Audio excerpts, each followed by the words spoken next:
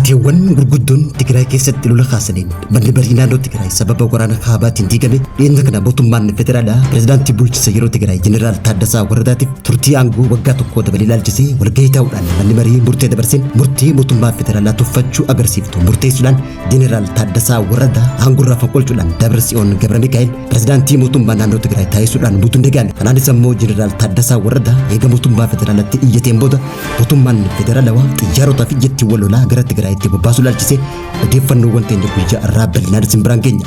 Daawwattootaa fi hordoftoota lammii miidiyaa nageenya keenya bakka jirtan maratti isin dhaqqabu. Kanneen amma isinitti himne ijoowwan oduu guyyaa irraatii kanneenii fi kanneen biroo kan isin biraan geenyu ta'a.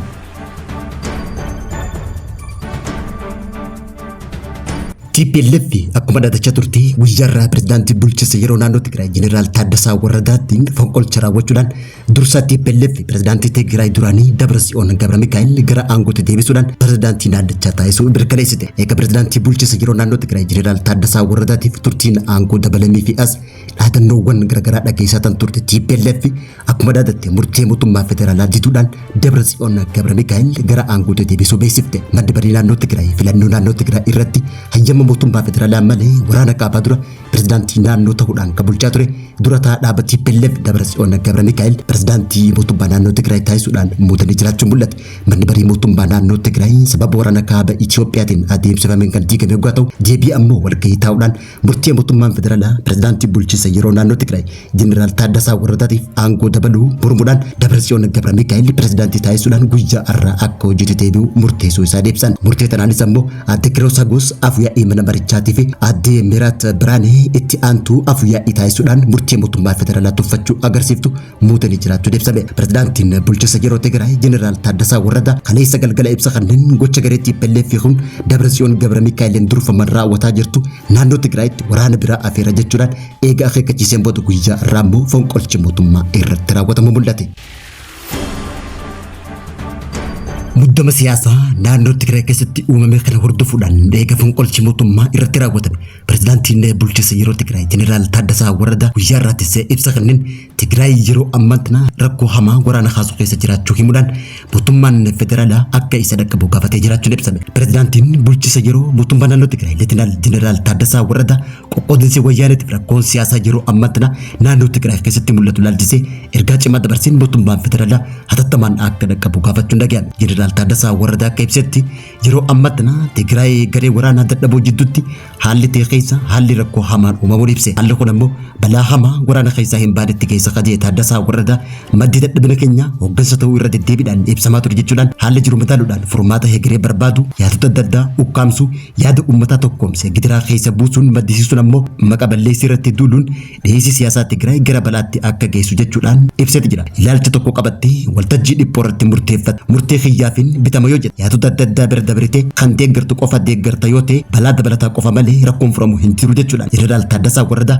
tooftaan akkanaa ammoo humnaan hojiirra oolchuuf yaaluun daran balaa keessa akka nama buusu ibse. Jeneraal Taaddasaa Warradaa uummata Tigraay guutuu keessumattuu qeerroo fi haadholee Tigraayiif yaamicha dhiyeessan uummanni paartii dadhabaa kana odoo hin hordofin rakkina furuu fi bulchiinsa ogummaa hin qabne kana hordofurra tokkummaa isaanii jabeeffatanii nageenya isaaniitiif akka dhaabbatan ergaa cimaa dabarseeti jira.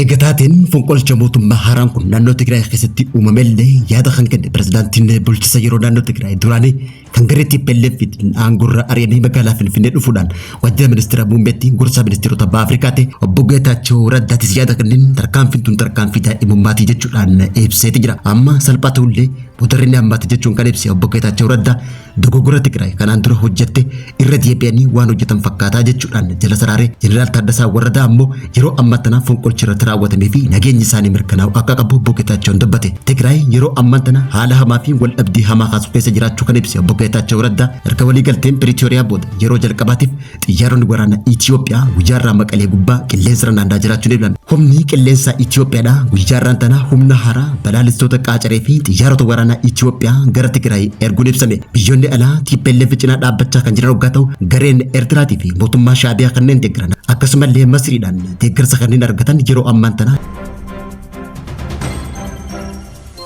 حالا ما تكراي كيستي مخرا هردف تيارون ورانا إثيوبيا إيكالو خابابوت يروج الكباتيف أما سبي مقالا مقالي قبا نانا جرات نمبي أكاونتين بانكين بلجسا يرو تكراي خانو أغرامي يوغاتو إركبالي قلتين نكا بريتوريا بوتا يروج الكباتيف تيارون ورانا إثيوبيا سمي مقالا مقالي قبا برا جرات نبسامي تاتين كون كاموتاتي ماني برينا نو تكراي وغوتا جافت دانجي تيتوري وجارة دبرسيون قبل ميكايل برزدانتي تايسون إركمودي توساتي موتومان إفتي بيسو باتولي ريغا بانكي بلجسا يرو خانا دور كمون قبافميت جرا تركان في نتيان تمو تكراي تمال فيدو أكدن دو يادو خمان وممدكان يرو أمانتنا حالي تيبل في تجرتو في بطمان فترة يرو أمانتنا تكراي تيارو تافجتي ولو لا بباسون لولي ورانا كابا كان اندرتوري حالا حاراتي في بفا أداتين كان يكلو جتولان يادون جراتون إبساميت جرا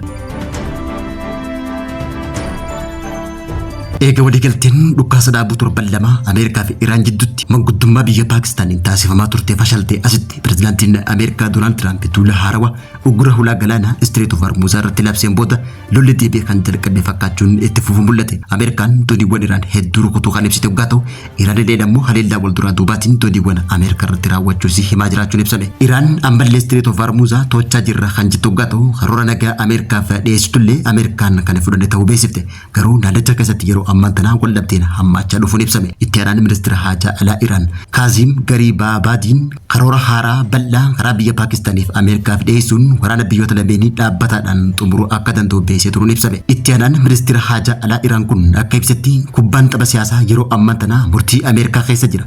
Ameerikaan furmaata dippiloomaasii fi itti fufinsa waldhabdee jidduutti filachuu qabdi jechuudhaan ibsatee jira. Doonaald Tiraamp tiwiitarii isaa irratti pirezidaantichi biyyoonni addunyaa doonii isaanii Strait of Hormuz keessa jiran walabaan baasuuf akka gargaaran gaafachuu isaa ibsuudhaan Ameerikaan dooniiwwan kunneen daandii bishaan Iraan to'attu keessatti nagaan akka deeman hayyamti jechuun ibse. Ministeerri dhimma alaa Abbaas Aragaajiin ammoo walabummaa piroojeektii yaaddoo guddaa qabu jechuudhaan ibse. Akka dhaabbanni galaana idil addunyaa ibsetti ammoo erga waldhabdeen Iraan waliin jalqabdee kaasee dooniiwwan 20,000 fi dooniiwwan 2,000 galoo galaanaa keessatti qabamanii jiraachuu beeksise. Odeeffannoo teenya gama biraatiin Suudaan keessatti buufanni xiyyaara magaalattiidha dirooniidhaan haleelamuun ibsame.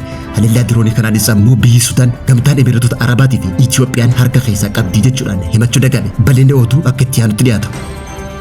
Suudaan haleellaa diroonii buufata xiyyaaraa Kaartuum irratti raawwatame keessatti gamtaa Emireetota Arabaa fi Itoophiyaan harka keessaa qabu jechuun himatte. Suudaan haleellaa diroonii buufata xiyyaaraa idil addunyaa Kaartuum irratti raawwatameef gamtaa Emireetota Arabaa fi Itoophiyaan qindoominaan raawwataniiru jechuun himatte. Dubbi himaan mootummaa wiixata kaleessaa akka ibsanitti haalli kun walitti bu'iinsa naannichaa hammeessuu danda'a jedhameera. Himannaan kun haleellawwan qilleensaa wiixata kaleessaa buufata xiyyaaraa magaalaa guddoo biyyattii naannolee jireenyaa fi gamoowwan waraanaa buufata Singinaal Koorpis Kaartuum kaabaa fi giddugala leenjii Almarkiyaa kan Omdurmaan keessatti argamu irratti raawwatamee hordofee dhiyaate. Dirooniiwwan haleellichaa xiyyaaraa himatan buufata xiyyaaraa Bahaardaar kan Itoophiyaa keessaa akka ka'an ragaa amansiisaa qabna jedhaniiru.